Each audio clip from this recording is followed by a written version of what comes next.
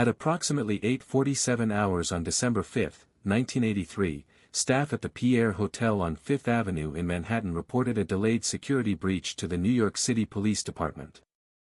Although initially classified as a sophisticated hotel robbery, subsequent investigation revealed the incident involved the largest jewelry theft in U.S. history, with an estimated loss exceeding $47 million in diamonds, emeralds, and rare timepieces.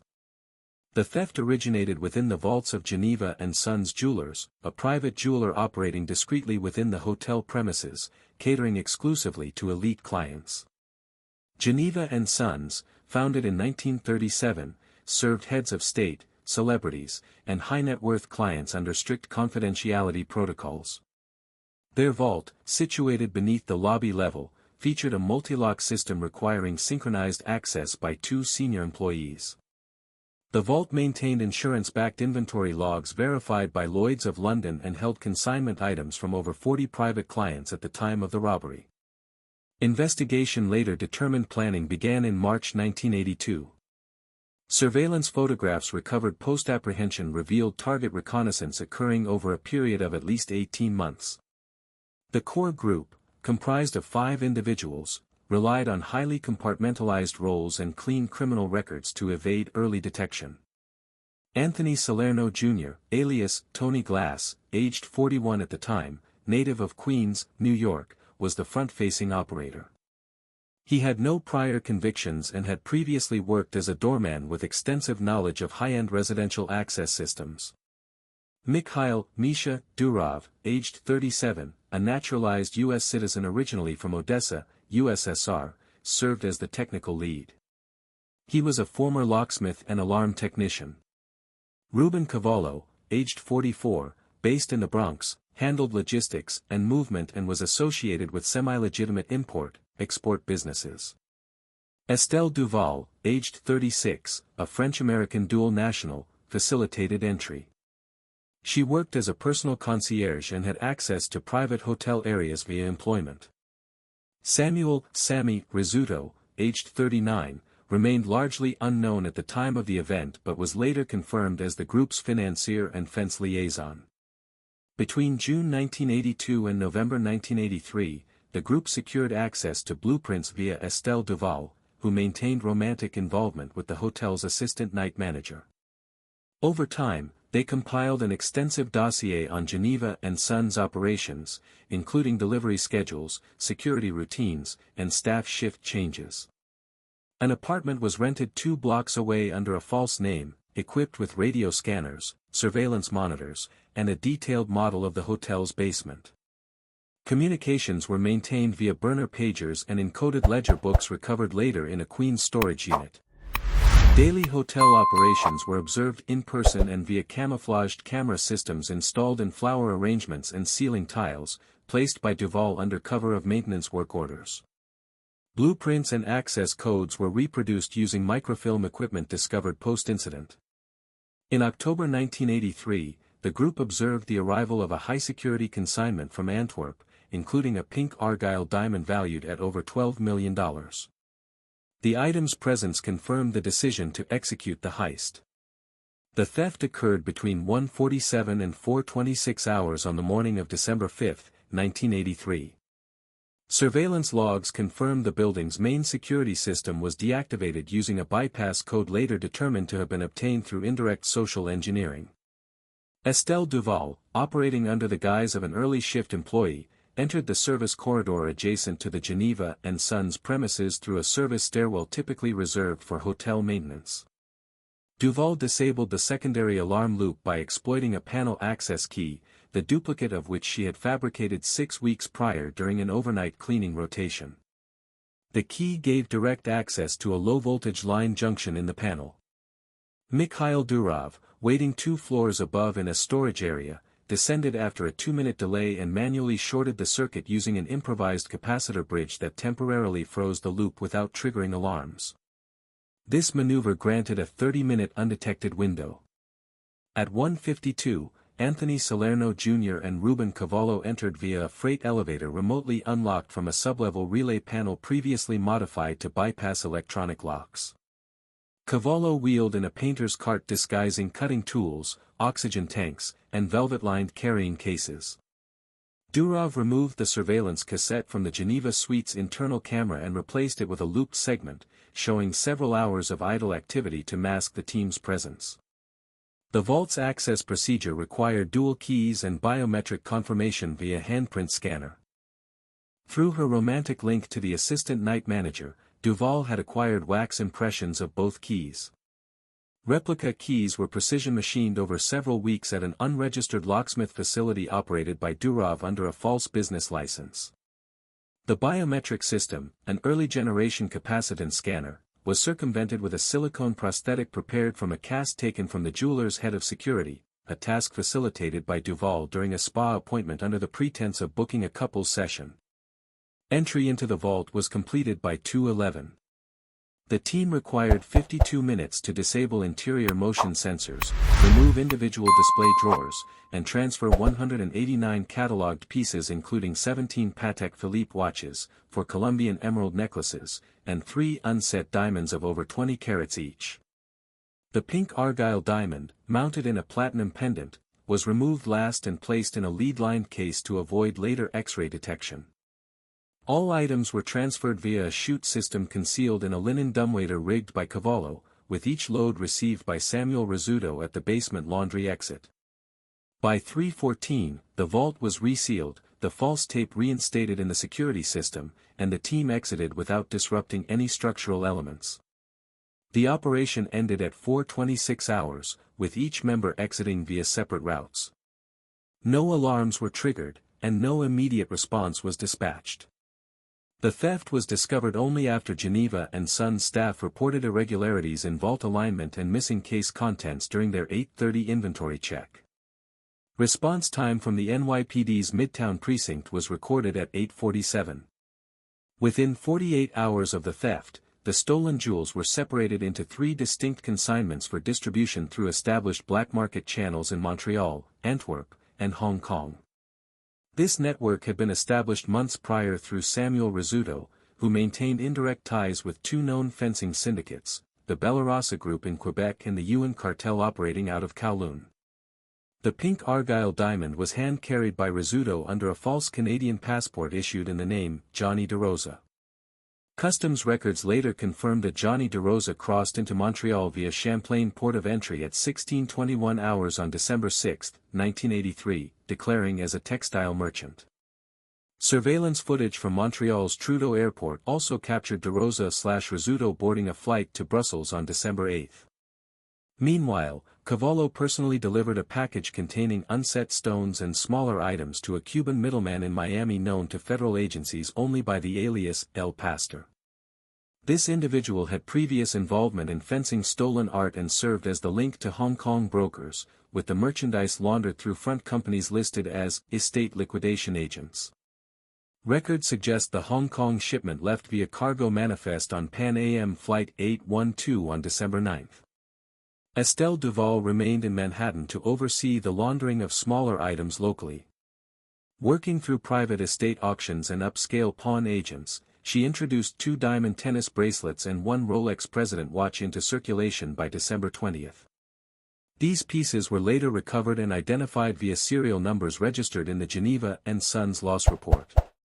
Law enforcement response was initially delayed by jurisdictional ambiguity and absence of forced entry.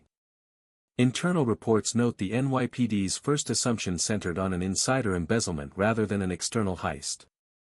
It was not until December 10, when an insurance auditor flagged irregular bypass logs on the vault scanner, that the case was reclassified as high-priority organized theft. The FBI formally entered the investigation on December 13 under the designation Case 83, New York, 741. Early leads were hampered by the group's clean criminal histories, absence of forensic residue, and false identities. An Interpol notice was filed December 15, focusing on recent high-value jewel transfers in Europe and Asia. By mid-December 1983, the FBI had formally assumed control of the investigation, coordinating with Interpol and customs enforcement to trace outbound jewelry movements. The first actionable lead emerged on December 18 when a customs officer at Brussels airport flagged a suspicious declaration involving rough diamonds under invoice from a Panamanian shell corporation. Serial number traces revealed one of the stones matched a Geneva and Sons registry entry, a 4.2-carat Asher-cut diamond listed as stolen. Interpol's Belgium office initiated surveillance on the receiving broker, identified as Lucien Morel, a French national with long-standing ties to grey-market gem trading. Morel maintained a record of laundering conflict diamonds and was observed meeting with a man matching the description of Samuel Rizzuto in a café in Antwerp's Diamond District on December 20. Photographic evidence captured the interaction, but Rizzuto's passport under the alias Johnny De Rosa impeded positive identification until a facial comparison confirmed match points with Rizzuto's 1978 Florida driver's license photo. Simultaneously, a customs audit in Hong Kong flagged an unusually high-value consignment marked as estate jewelry, shipped by a defunct Miami shell company previously linked to fencing operations. The recipient firm, East Pearl Holdings, was known to broker luxury items between Southeast Asia and European private buyers. On January 3, 1984, under pressure from U.S. diplomatic channels, Hong Kong authorities conducted a covert inspection of East Pearl's inventory and seized 5 items matching descriptions from the Geneva theft, including a 12-carat Colombian emerald pendant. These seizures established the international span of the fencing operation. By January 5, 1984, the FBI had linked 3 of the 5 suspects to locations abroad: Rizzuto in Antwerp, Cavallo last sighted in Kowloon, and Durov suspected of traveling under a Latvian alias to Zurich. The Manhattan portion of the team began to unravel first. On January 12, Estelle Duval was detained during a TSA pre-check at LaGuardia Airport attempting to board a flight to Nice, France. A routine bag inspection revealed $63,400 in undeclared U.S. currency and 3 pieces of high-value jewelry, including one watch linked by serial number to Geneva's missing inventory. Her arrest was made under federal smuggling and wire fraud statutes. Under interrogation, Duval refused to provide names but confirmed that the operation had been in planning over a year and had European buyers lined up months in advance. Based on her possession of a burner phone containing recent contact with a known fencing intermediary in Montreal, the FBI obtained warrants to search a Queens storage unit linked to Anthony Salerno Jr. The storage unit, entered on January 16, yielded significant material: a scale model of the Pierre Hotel sub-basement, 2 sets of vault key replicas, burner pagers, and a hand-drawn ledger matching inventory losses item for item. Fiber analysis of gloves found on site matched security footage from the night of the robbery. Forensic comparison of handwriting tied the ledger to Salerno through utility receipts and rental applications. Salerno was arrested on January 19 in Hoboken, New Jersey, using the alias Vincent Rossi, and residing in a rented apartment under false credentials. He was found with $18,700 in cash, a loaded .38 revolver, and a burned passport. During his processing, Salerno offered no statement, invoking his right to counsel. Charges filed included grand larceny, conspiracy, and interstate transport of stolen property. The international component of the pursuit continued, but domestic law enforcement now had 2 suspects in custody and a fully operational conspiracy mapped. Part 5 will focus on extradition efforts, Rizzuto's capture, and the FBI's extended dragnet. Following the arrests of Duval and Salerno in the United States, federal authorities intensified efforts to apprehend the remaining fugitives. Priority was given to Samuel Rizzuto, believed to be the central coordinator for the international fencing operations. Through diplomatic channels, the U.S. Department of Justice filed a formal extradition request with Belgian authorities on January 24, 1984, naming Rizzuto under both his legal identity and the alias Johnny De Rosa. Surveillance logs and bank transaction records tied to diamond broker Lucien Morel further supported the claim. On February 1, Rizzuto was detained by Belgian federal police in Antwerp as he exited a private vault facility. He was found in possession of $41,000 in mixed currency and a lockbox containing 3 unset diamonds and a platinum bracelet later identified from Geneva and Sons stolen inventory. Rizzuto initially contested extradition, claiming Italian citizenship and invoking protections under Belgian law regarding economic crimes.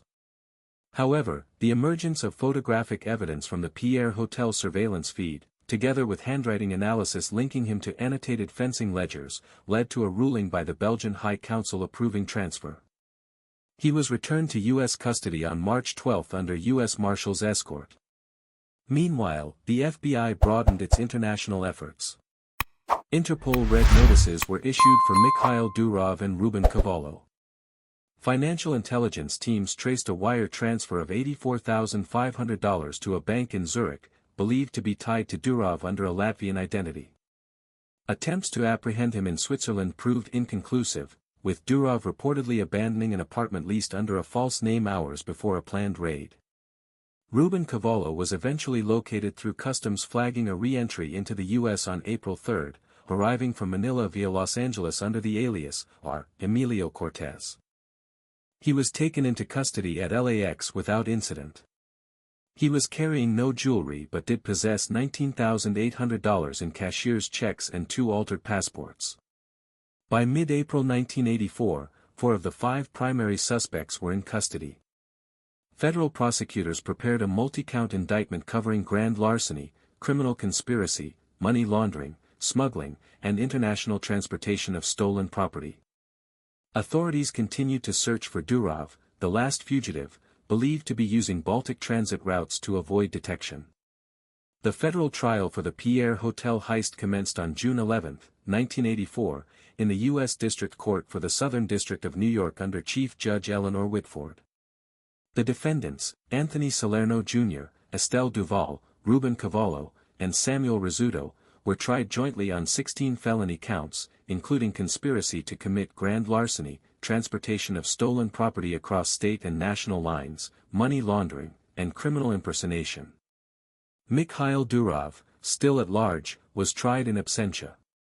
The prosecution's case, led by Assistant U.S. Attorney Paul Henderson, centered on forensic evidence, recovered property, and the paper trail of financial transfers. The jury was presented with the physical layout of the Pierre vault, blueprints recovered from Salerno's storage unit, and a detailed inventory matching Geneva and Sons loss records.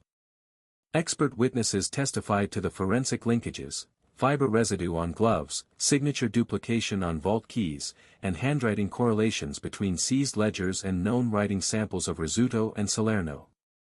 Estelle Duval's movements through the hotel's restricted areas were reconstructed through keycard logs and staff testimony. Her relationship with the assistant night manager was confirmed under oath, and the court admitted as evidence her burner phone contact logs, including outgoing calls to known black market intermediaries in Montreal. Cavallo's financial records, seized at LAX, demonstrated movement of funds to shell corporations in Panama and the Philippines. Prosecutors also introduced testimony from an undercover operative who had infiltrated fencing networks in Miami and identified the jewelry pieces Cavallo had attempted to move through Hong Kong. Samuel Rizzuto was linked directly to the Antwerp fencing channel through surveillance photography, wire transfers, and witness statements from Belgian customs agents. His defense, asserting ignorance of the goods' origins, was undermined by his possession of inventory ledgers and use of multiple false passports. The defense team sought to sever the cases and challenged the chain of custody for physical evidence. They argued the circumstantial nature of much of the case and attempted to discredit forensic methodologies. However, the weight of the material evidence and international coordination led to the rejection of these motions. On July 20, 1984, after 8 hours of jury deliberation, all 4 defendants were found guilty on all major counts. Sentencing was delivered on August 14. Anthony Salerno Jr., 35 years federal imprisonment without parole. Fined $1.2 million. Estelle Duval, 22 years federal imprisonment. Fined $750,000. Ruben Cavallo, 28 years federal imprisonment. Fined $950,000. Samuel Rizzuto, 30 years federal imprisonment. Fined $1.4 million. Judge Whitford described the operation as one of the most technically sophisticated thefts in modern American criminal history, noting its clinical precision in calculated evasion of violence. Asset recovery efforts began immediately. By October 1984, approximately $16.7 million in jewelry had been retrieved from seizures in Hong Kong, Montreal, Antwerp, and private U.S. sales. Geneva & Sons reopened in May 1985 under new management, and a substantial portion of the insurance payout was recouped through civil asset forfeiture. Despite the successful convictions, one figure remained elusive. Mikhail Durov, the operation's technical lead, evaded capture for more than 2 decades. Intelligence suggested he used a network of Baltic intermediaries and fraudulent passports to traverse between Riga, Istanbul, and former Eastern Bloc nations. Though indicted in absentia, Durov was not formally located until 2006. In that year, a Europol sweep targeting identity fraud uncovered a Latvian national residing in Brno, Czech Republic, under the name Andris Petrov. Forensic facial mapping matched Petrov to photographs of Durov from the 1983 FBI file. Czech authorities detained him and extradited him to the U.S. in February 2007. Durov stood trial in June 2008, facing 4 counts of conspiracy and unlawful entry into a secured facility. He was convicted and sentenced to 20 years, serving at FCI Allenwood until his death from cancer in 2019. The Pierre Hotel heist reshaped federal approaches to white-collar and high-value property crime. The FBI established a dedicated jewelry and gem theft task force in 1985, tasked with mapping international fencing routes and building profiles of transnational criminal logistics. Surveillance protocols for luxury holdings in major U.S. cities were also revised. Geneva & Sons, despite reopening in 1985, never recovered its former prestige. The incident permanently altered client trust in private jewelers operating within hotels.